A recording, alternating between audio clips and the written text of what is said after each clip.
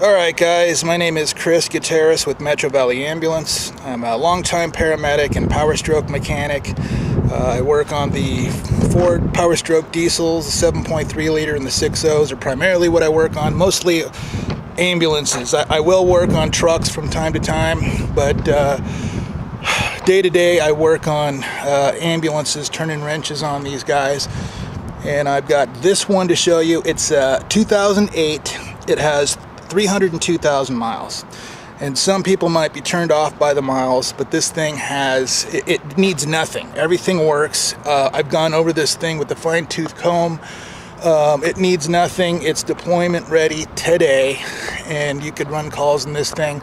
We're going to do a test drive video, and I'm going to go ahead and show you that everything works real quick and before we take off for our test drive. But you'll see this thing runs just as well as an 80,000 mile ambulance. So this thing's got a lot of life in it. Because it's a Type 2, you know, this thing can go 500,000 miles. Easily you're going to squeeze another 100,000 miles out of it. But if you take care of it, take care of the fluids, the coolant primarily, this thing will make it for 500,000 miles. I see it on Type 2s all the time. Not so much on the Type 3s, just because you're hauling an extra 6,000 pounds with that box. And that's a lot of work on the engine. But the Type 2s are pretty light, and you can get away with 500. I've even seen crazy 700, 800,000 miles on a Type 2, but it doesn't happen very often. That unit has to run a lot of calls here in Los Angeles County. We've got a 10-year turnaround, so no matter what the miles are on the ambulances, you got to get rid of them after 10 years, unfortunately, here in Los Angeles. So you know, as many miles as you can pack on those things in 10 years. So this thing's at the end of its life. Even though it still has plenty of life in it, it can't be licensed anymore in the county of LA because of its age. So I'm going to go ahead and fire it up, and then we'll start going. I'll jump in the patient compartment first. We'll go over all of that stuff, and then we will, whoops, keys. And then we'll jump in the cab and go for a test drive.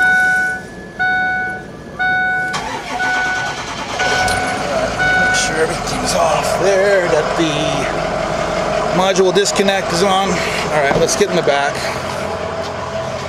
And I will start showing you. Well, here's the back, by the way. It is in fantastic condition. The upholstery is mint. There are no tears, there are no scuffs. You almost always see from guys sliding their aluminum clipboards across the seats, there's always a tear back here. No tears. The floor is like brand new condition. It's not bubbled up anywhere. It's not frayed along the edges anywhere. Same thing with the laminate. There's no edges popping up anywhere. The plexiglass doors, none of them are chipped up. These are things that I see all the time when I'm working on ambulances. You got space for a D-tank cylinder, your fire extinguisher back there. The ceiling, you've got the high-low dome lights, and then there's the fluorescent lights. A net to catch you from flying into the cabinets if your partner slams the brakes on. The suction's pretty cool. It's got a SCORE portable suction unit, and it also has antlers for a Striker MX Pro, Easy Pro, Power Pro can fit in here. If you have a Furno Power, or is it the Pro Flex or the Power Flex, those will fit in here also. The only gurney that won't fit in here is a Furno Model 28 that has a different antler system. So here is our action wall. You can probably hear the AC is on. And what I really like is it's the length of the back here. A lot of times it's just up there, and it kind of misses everybody. So it's really cool, and you can just angle those down if you need to. So what we have here is that's our on-off switch, and then if we want cool, we go down. You can probably see that little blue light. If you wanted heat, you go up like that, and then this is a liter ambulance. With the liter Type 2s, the part, you know, whoever's up in front, needs to, this AC unit works off the front AC unit, so they got to put it on AC if you want AC, or heat if you want it on heat. So that's how that works. And then there is a speed selector, so you have high or low. That's low, and that's high. All right, so there's that. There's the patient dome lights. They're not going to go off because I got the back doors open. You can go high, low. You can turn them up, but they stay on maximum bright when the doors are open. The fluorescent lights we can cut off, which is right there. Those are also on a timer. If you want to put them on a timer, there's timers. The exhaust vent, the last vent down there, if you want to suck out odors that are unpleasant back here. And then our suction unit, it's a self-contained unit, so you can unlatch it from right here and take it into your rescue, or you can mount it on the wall. It's in a portable charging station, or a charging station for the portable unit. So you can just turn it on right there, and it's good to go. If you watch the needle right there, I'll put my finger over that. And then if you want to increase it, you can just turn it on. So pretty cool. There's also an inverter. You can see that's the control for the inverter. Turn it on there, it'll come to life. Boom. And then you can see that the plug also has power now. There's a plug over here on the bench seat side, and I believe there's one over there. Yeah. So if you got something, if you got your ALS, if you have your monitor over there, you can keep it charged up from that plug over on that side. It's also a battery charger for the ambulance. So if you connect the Shoreline, it'll also charge your Ford batteries while you're in station. So then you have your cabinets up here, your traditional plexiglass cabinets there. There's your jump seat.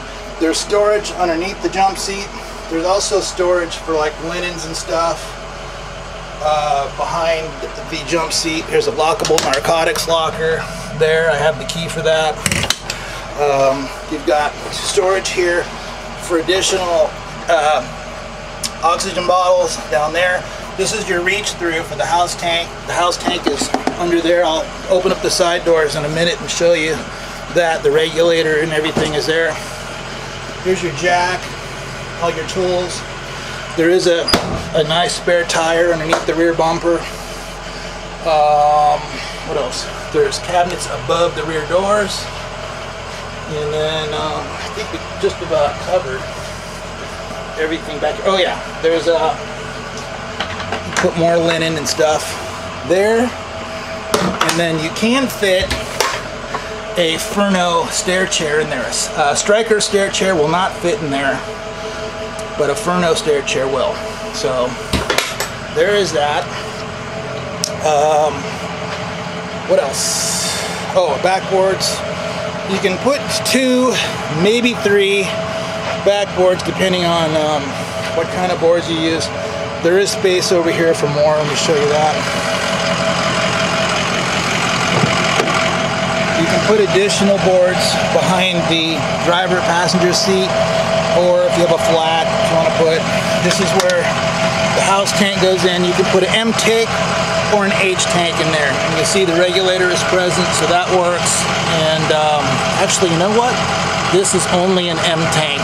I can see from those brackets back there. So it's an M tank only, which is better. It's not as big of a ball buster as the H tank.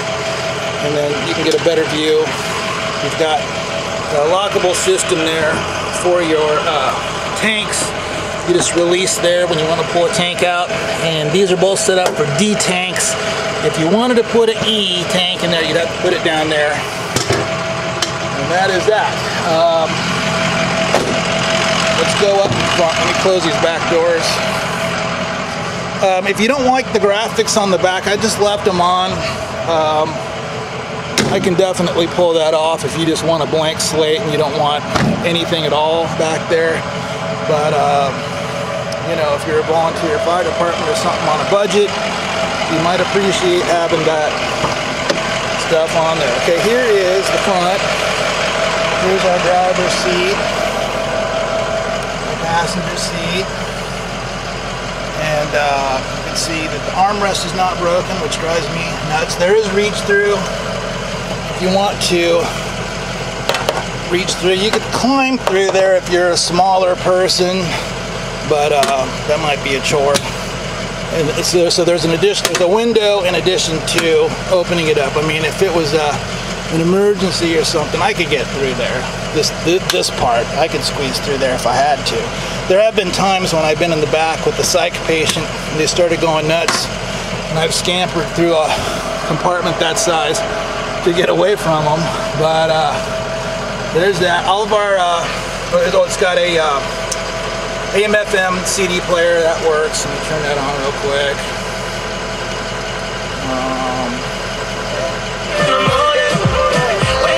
There's that. The AC up here works fantastic. So you got AC. That's max AC, normal AC. Vent. You can hear the actuator door moving as I go through there. There's the floor in here. You can really hear the door close when I went to there. Mix and defrost, and then this is our speed selector right there. So it's on high right now. There's two medium settings and low. I'll leave it on high for a second. All of the switches to control the emergency lights and all that stuff is up there. And you've got gauges and stuff. This has 1,800 hours on the rig. And then you got your DC ampers and your DC volts up there. You got 13.5 volts. Everything is mint. The batteries are great. There's 4 batteries in the side compartment. So there's 4 batteries down there. 2016, 2017. There's 4 of them. So there's 2 and 2. 2 for the inverter, 2 for the Ford stuff. And then there's your shoreline if you want to connect. And all you have to do is to make sure you turn the inverter switch on. It'll charge your batteries when they're in station. And then let me just light it up real quick, and I'll turn the floodlights and everything on. We'll just do a quick walk around, and you can probably see we got some front fender lights there. Got the side lights. Got our side flood back here. We've got alternating flashers with strobes, and then we got the rear load lights, and then obviously that's a third brake light up at the top up there. And then over here we got our side warning lights and right bar.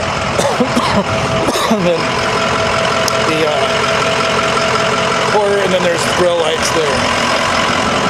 And then let's see what else. Oh yeah, there's an antenna. If you want to use the antenna, you can. You got to put the whip back on. It was bent up pretty good, so I just took it off. It was just one of those skinny whips. If you can get something a little better that doesn't bend when it gets stuck under trees and stuff, you can do that on our siren, so you can.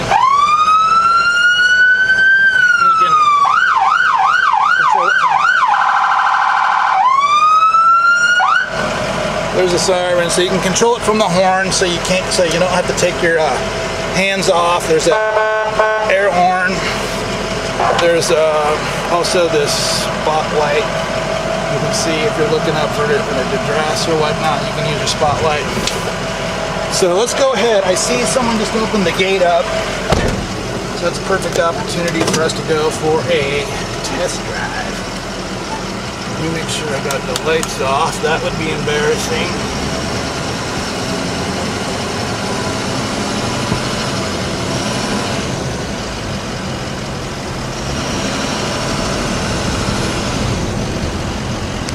Okay. Let's go for a test drive. And you can see that this thing is in tip-top shape. You will get what you need out of this thing. For it. I'm going to turn the AC off so you can hear the motor and the transmission. The transmission is mint. It switches through all the gears. Let me just put my seatbelt on real quick. And there's no lunges or anything between first, second, or third. You don't hear anything dinging around. There we go.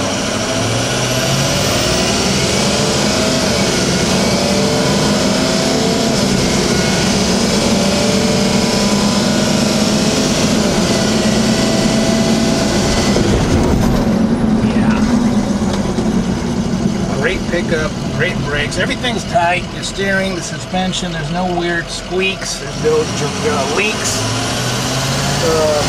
Solid, man. Everything's good on this thing.